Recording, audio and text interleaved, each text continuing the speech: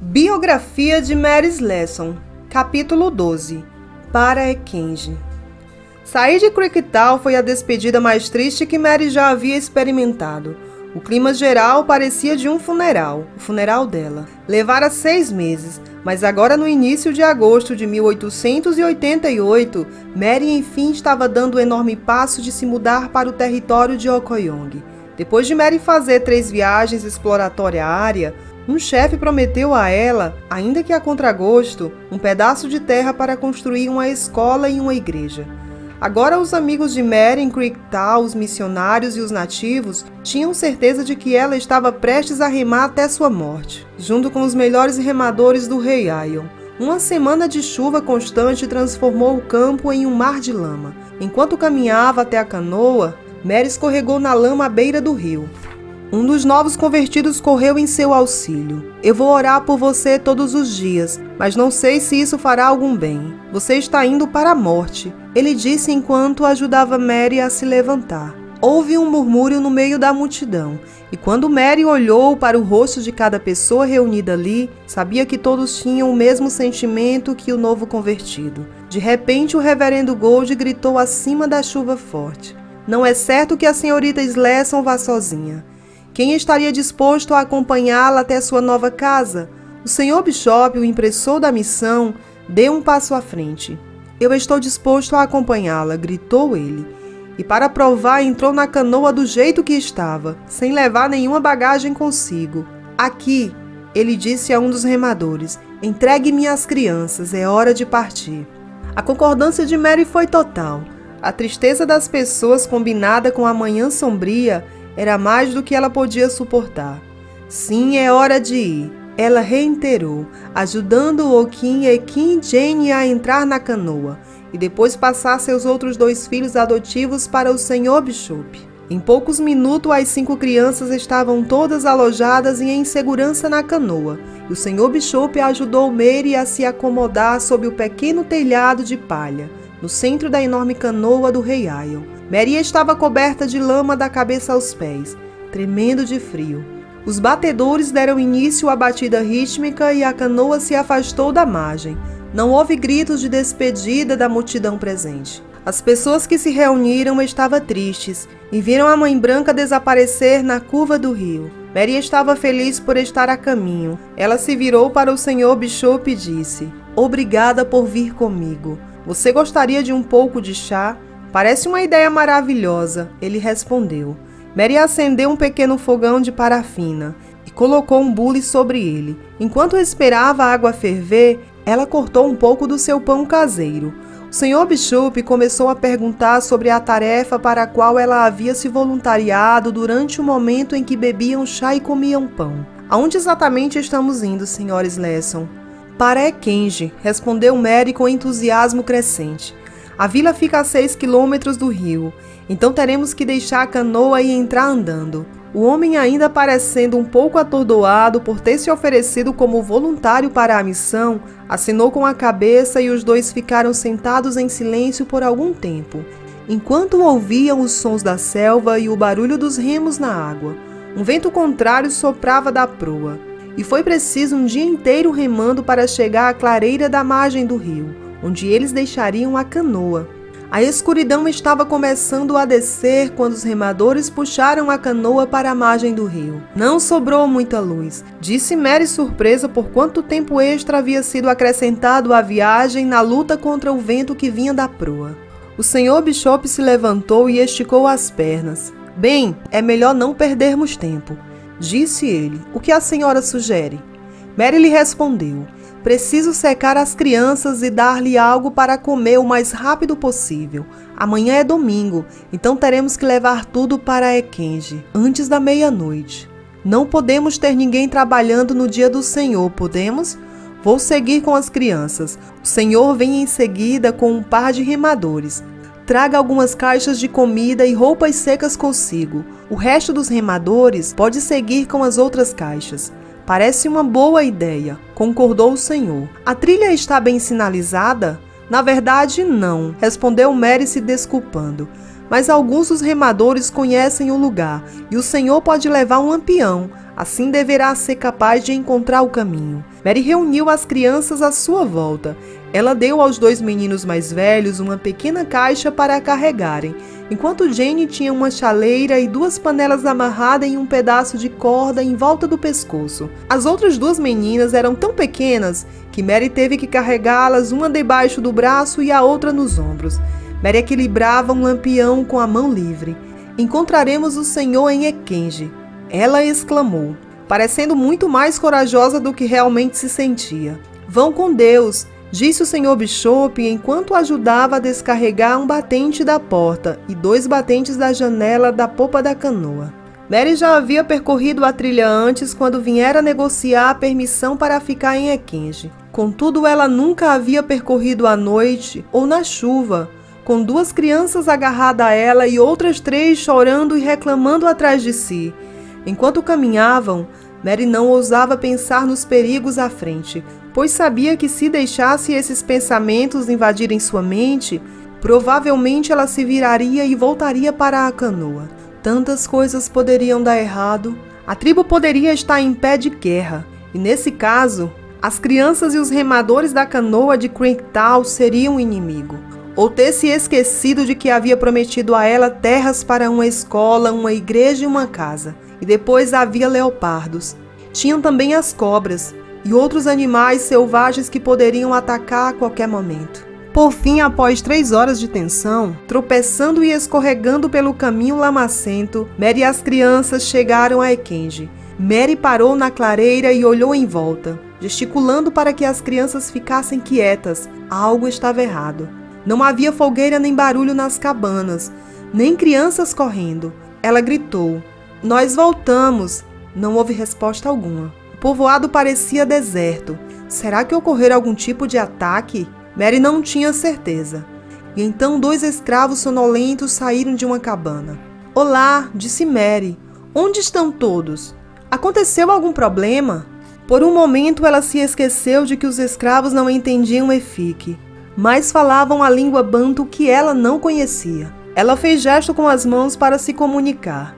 Pelos gestos dos escravos, Mary entendeu que a mãe do chefe havia morrido no início do dia e que os moradores de Ekenji se dirigiram ao funeral, deixando apenas alguns escravos para guardar as cabanas e a plantação. O reverendo Gold havia contado a Mary sobre alguns dos costumes fúnebres da região de Okoyong. Na maior parte envolvia todas as pessoas, do bebê mais novo até a pessoa mais idosa. As pessoas se embebedavam e realizavam rituais de feitiçaria.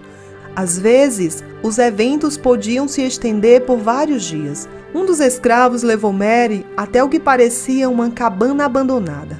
A cabana não tinha janelas, apenas um buraco. Mary entrou imediatamente. Notou a água da chuva que escorria pelas paredes e pelo chão. O telhado de palha também estava pingando. Mary prometeu a si mesma que mandaria fazer um telhado novo na segunda-feira. Por enquanto, ela precisava se concentrar em deixar as crianças secas e alimentadas, além de colocá-las para dormir logo. Outro escravo trouxe alguns gravetos secos para uma fogueira. Mary colocou uma chaleira debaixo de uma goteira. Em pouco tempo, ela acendeu o fogo e coletou água suficiente para fazer um chá. No entanto, por mais que tentasse, Mary não conseguia aquecer as crianças. Elas estavam sentadas nuas, tremendo em frente ao fogo fraco. Mary estava preocupada com elas. Se elas não colocassem algumas roupas secas e quentes, logo elas poderiam ficar doentes, e a doença era muitas vezes seguida de morte na selva africana. Mary enfiou as roupas molhadas das crianças entre as folhas de palmeiras cobertas de palha no telhado, em uma tentativa inútil de parar as goteiras. Então ela se sentou e tentou cantar para as crianças dormirem. "Não tenham medo, Deus está cuidando de vocês."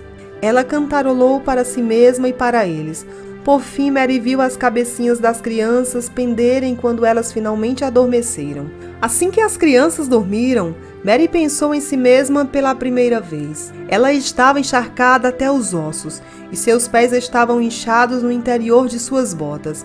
Ela tirou as botas e as colocou perto do fogo, sem pensar que ela levaria por volta de 6 meses para colocá-la novamente em seus pés. Meia hora depois, o Sr. Bishop surgiu do meio do mato. Ele estava coberto de lama, e seu rosto estava sangrando porque um galho arranhara enquanto caminhava. Eu não consegui fazer os remadores se mexerem. Ele disse: eu trouxe o que pude. Tenho algumas roupas secas para as crianças. Ele entregou a Mary uma caixa com roupas. Os homens disseram que eles estavam muito cansados e não iriam para a selva no escuro. E por causa das pessoas da região de Okoyong, a senhorita sabe, eles têm medo delas, até mesmo durante o dia.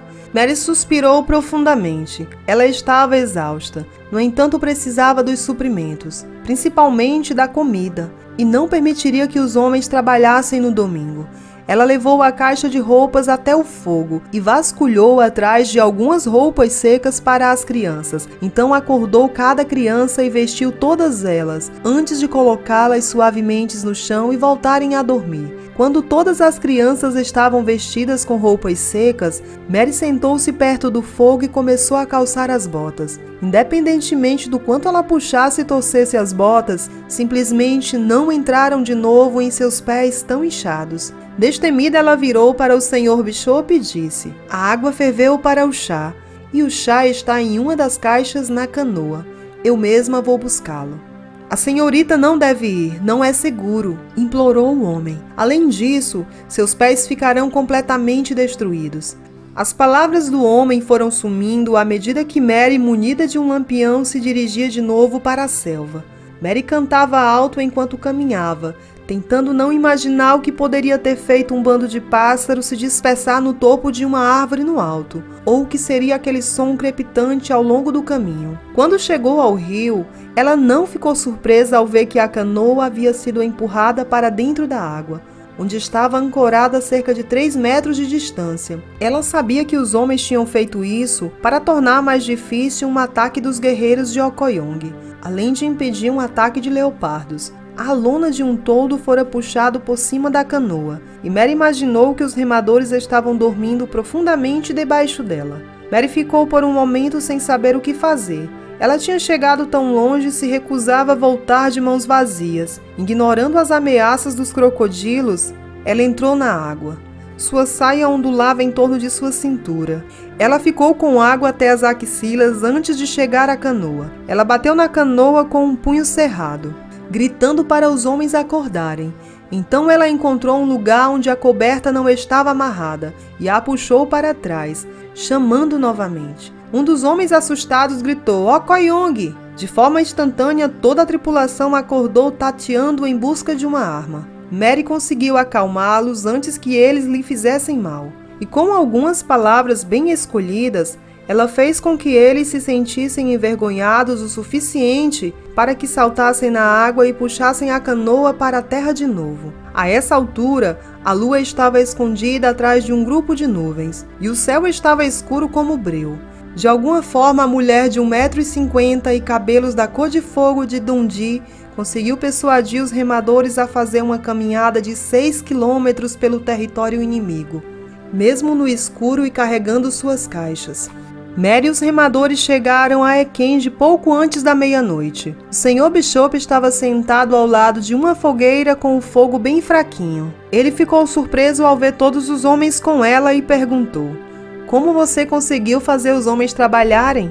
Eu tentei tudo o que pude e considerei que isso era impossível. Mary sorriu cansada e abriu uma das caixas que continha em seu interior peças de roupas. Então ela deu uma boa noite a todos e, totalmente exausta de tanto tropeçar e abrir caminho pela selva, entrou na cabana para ficar com seus filhos. Mary acordou na manhã seguinte com o som da chuva constante no telhado de palha. Ela estava muito dolorida para rolar da cama. Seus pés latejavam de dor. Suas pernas e braços eram uma massa de cortes e hematomas. Então Mary se lembrou de que dia era. Domingo. No entanto, não um domingo qualquer.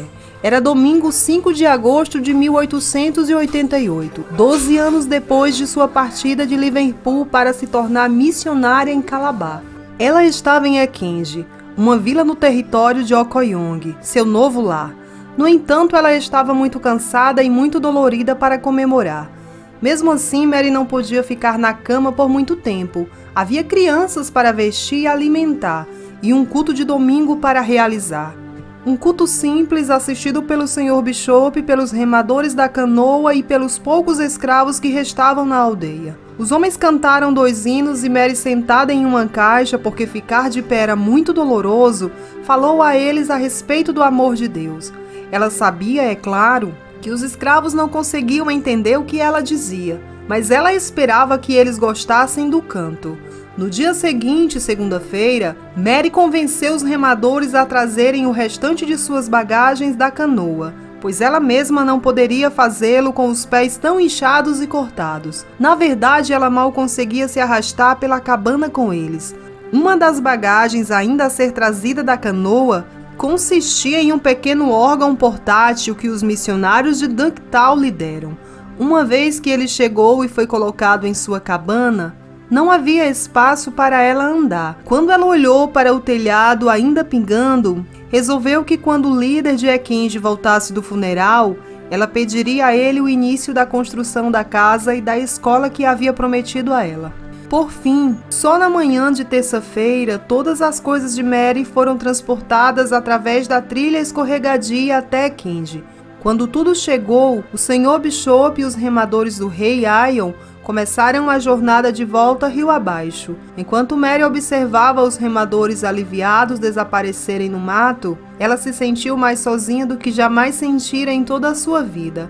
Ela percebia com clareza os desafios que a esperavam: a chuva constante, a ameaça de doenças, os costumes e as superstições sangrentas e brutais, a falta de respeito nutrida pelo povo da região de Okoyong em relação à própria vida. Enquanto Mary ficava lá em pé olhando, ela se viu orando para que Deus a protegesse e também as suas crianças, pelo menos o tempo suficiente para mostrar à tribo que havia uma maneira melhor de viver.